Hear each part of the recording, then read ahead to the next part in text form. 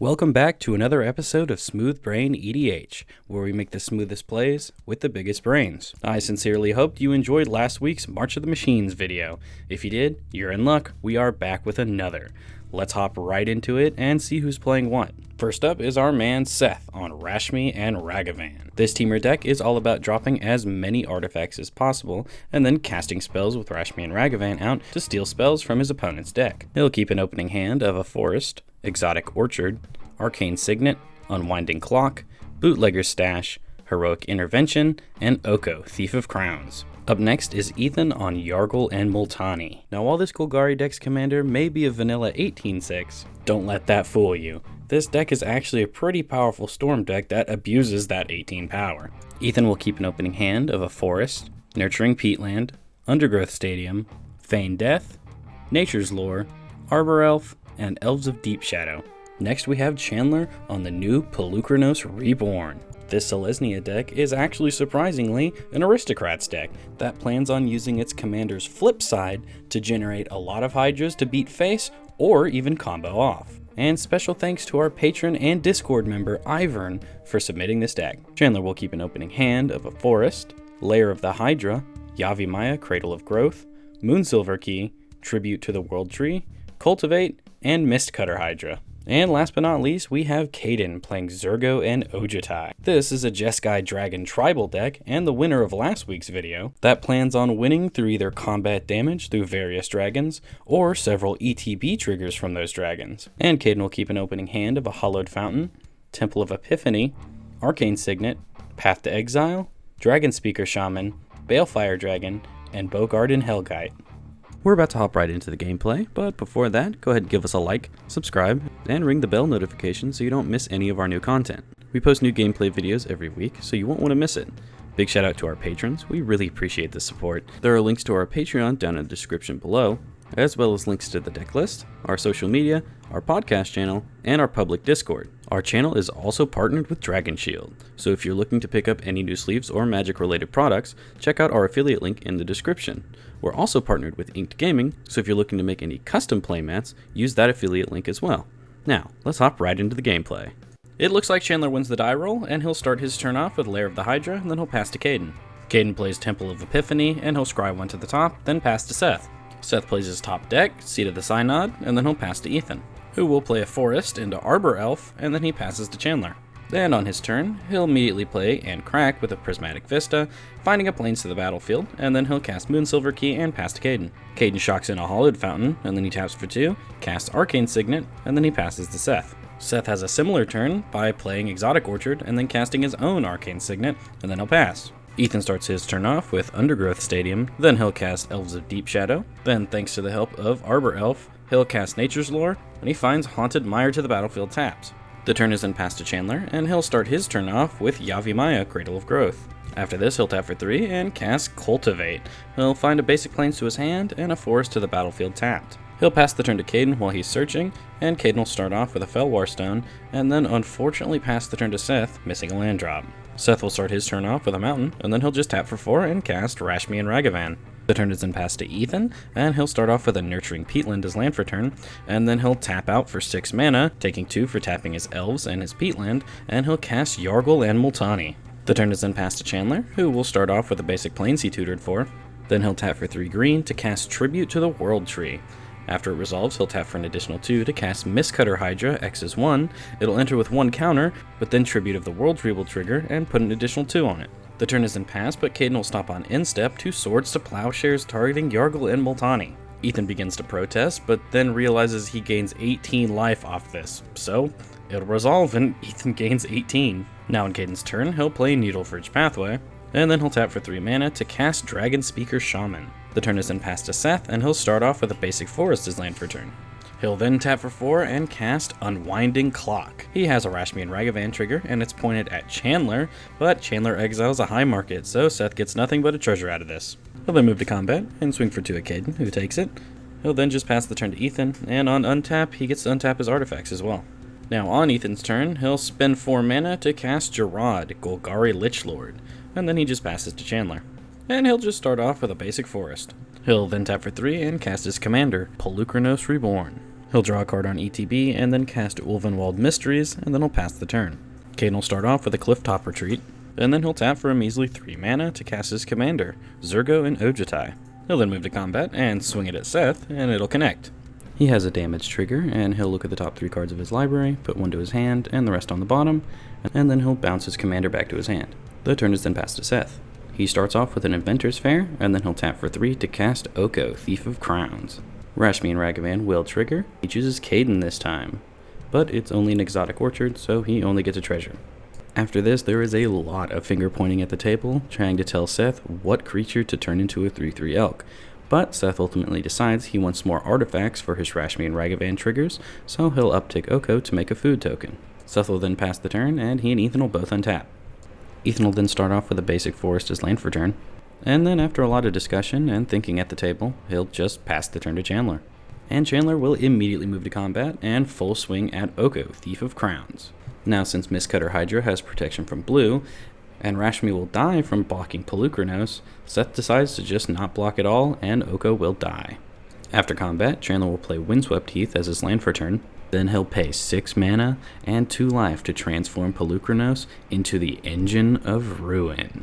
And then the turn is passed to Caden, who will play Training Center as land for turn, and then he'll tap for 3 and recast Zurgo and Ojutai. He'll then move to combat, and this time he smacks Chandler in the air for 4 commander, and he has another combat damage trigger. The top 3 cards of his library are looked at, he gets 1, the rest go on the bottom, and then he'll bounce Zurgo and Ojutai again. The turn is then passed to Seth. He has an Inventor's Fair trigger on upkeep, and on his first main, he will tap for 6 and cast Bootlegger's Stash. Cast trigger, but Caden will respond to it, and he's not a fan of the Bootlegger's Stash, so he'll tap for 2 and Dovin's Veto it. And so it's countered, and then Rashmi and Ragavan were targeting Caden, so he'll exile a Ghostly Flicker and get a treasure, and Seth will cast the Ghostly Flicker, flickering 2 of his lands. Seth will then attempt to pass the turn, but Ethan stops on instep and floats 6 mana, taking 1 to his peatland, and then he activates Gerard's ability twice, sacrificing both of his mana dorks to make Gerard a little bigger and have all of his opponents lose 2 life. Ethan will then move to his turn, and Seth will also get to untap some. Ethan will then cast Utopia Sprawl on his forest, and the color he chooses is black. After this, he'll pay 1 to cast Undying Evil on Gerard, and then he'll Life's Legacy Gerard away, and he'll come back with +1/+1 counter. Then Ethan gets to draw 4 cards. After that, he'll pass the turn to Chandler, but Chandler stops on end step, and he'll tap his Windswept Heath for a green thanks to Yavimaya, and he'll activate Moonsilver Key, sacrificing it and tutoring his library. And the card he finds is an Ashnod's Altar, which will go to his hand, and then he'll shuffle his library and move to his turn. With Polukranos on the battlefield and transformed, and Ashnod's Altar in his hand, the only thing Chandler needs to combo off is Nim Deathmantle. So he moves to his draw step, and you'll never believe what he peels off the top. Cameron's behind him and sees it. I'll just let you listen to him. I think Chandler just became the arch enemy. Chandler? Did you win? Did you win? Do the thing, you know you want to. So then Chandler will tap for 2 and cast Nim Deathmantle. It resolves, so Chandler will then tap for 3 to cast Ashnod's Altar, and everyone just says they're F6'd. So let's explain this combo to you guys. Chandler starts off by sacrificing Mistcutter Hydra to Ashnod's Altar for 2 colorless mana. Nim Deathmantle and Polukranos will trigger, and he'll resolve the Polukranos one first, and then still in response to the Nim Deathmantle trigger, he'll sacrifice the 2/3/3 Hydras he made. So he'll have a total of 6 floating mana, and then he'll pay 4 to the Nim Deathmantle trigger to return Mistcutter Hydra to the battlefield with it attached to it. And each time he repeats this, he nets an additional 2 colorless mana, and Tribute to the World Tree will also draw him 2 cards each time. And so he'll repeat this process, gaining cards and mana until he finds one of his finishing pieces. And the one he finds is Blasting Station. So now as he does his combo, he'll just keep it mana neutral and use Blasting Station to infinitely ping everybody. You're probably thinking though, wait a minute, Tribute to the World Tree is going to draw him out before he kills everybody. But that's not really a problem. He doesn't show it, but he has an Aura Shards in hand, which all he needs to do is draw a land, play it, and then cast the Aura Shards, and he can blow up Tribute to the World Tree as his combo goes on. So yeah, as I stated earlier, there's no responses at the table, so Chandler will just ping everybody to death with Blasting Station. So he is the winner of this game. Congratulations. But don't click off the video just yet. I've got a little treat for you guys. Okay, so I'll be the first to admit that was a fun game, but it was a little too short for my taste. So you guys are in luck. We are having a 2-for-1 special today. That's right, we recorded 2 games with these decks. So let's not waste any time. I'll show you hands and we'll get into it. I will let you know though, this second game might be even shorter than the first. So now, first up we have Seth's opening hand of Island, Training Center, Felwar Stone, Simic Signet, another Oko, Ornithopter, and Adrix and Nev. Next we have Ethan with the craziest ramp hand I think I've ever seen. He has 2 Forests, a Soul Ring, Arcane Signet, Exploration, Farseek, and Nyxbloom Ancient. Chandler's up next, keeping a Forest, Prismatic Vista, Altar of the Brood, Idol of Oblivion, Blasting Station, Aura Shards, and Farseek. And last but not least, we have Caden roaring in with a Ragavan Triumph, Command Tower, Training Center, Smothering Tithe, and They Shall Know No Fear, Dragon Lord's Servant, and Balefire Dragon. So there you have it, those are the new hands. Let us know who you think's going to win in the comments down below, and let's hop right into that gameplay. Caden wins the die roll this time, and he'll drop Ragavan Triumph and pass to Seth, who matches Caden with a Frontier Bivouac. Okay, it's not quite the same, but still. And then the turn is passed to Ethan, who goes Forest, Soul Ring, Arcane Signet, Exploration, Forest, and then he passes the turn to Chandler. And the entire table now agrees, Ethan must die. Let's see if they can do it. So now on Chandler's turn, he'll play a basic Forest and cast Altar of the Brood, and then pass to Caden, who will play a Training Center's land for turn, and then cast Dragon Lord's Servant, and then he'll pass to Seth. Seth plays his own Training Center, and then he'll tap for 2 and cast Felwar Stone. Then with the Felwar Stone, he'll cast Gilded Goose, and pass to Ethan. Ethan will tap for 3, floating 1 colorless, and he'll cast Farseek. This finds him Woodland Chasm to the battlefield, and then with his 1 floating, he'll tap for an additional 2 green and cast Selvala. The rest of the table is getting more and more worried. The turn is then passed to Chandler, and he'll start off with a Prismatic Vista. This will trigger Altar of the Brood, milling all of his opponents for 1. He'll then immediately fetch with it for a basic Plains, which will trigger the Altar again, and then finally he'll tap for 2 and cast Farseek. This will find him a Canopy Vista to the battlefield tapped, and when it enters, everybody mills 1 more time, and then he'll pass the turn to Caden. Caden will play a Scalding Tarn as land for turn, and then he'll just pass the turn to Seth. Seth plays an Island as land for turn, and then he'll cast a Simic Signet, using his Gilded Goose to sacrifice a food to make a mana. And then he'll tap the rest of his mana to cast Rashmi and Ragavan. The turn will then be passed to Ethan, and he will immediately tap for 6 mana to cast Yargle and Multani. He is praying that the draw trigger from Selvala will find him a land drop so that he can storm off this turn.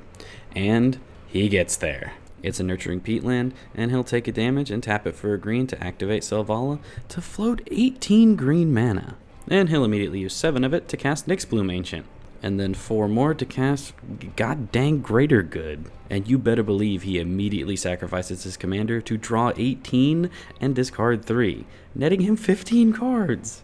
After this, he'll go down to 5 green mana in his pool to cast Golgari Signet, and with how Nyxbloom Ancient works, Ethan's able to pay 1 mana into it to float 6, 3 green and 3 black. He'll then play a basic Swamp as his second land drop, and he'll immediately tap it for an additional 3 black. And with all that floating mana, he'll recast Yargle and Multani again. He'll then enchant them with Kaya's Ghost form, and then with his last 4 mana, he'll cast Ruthless Technomancer.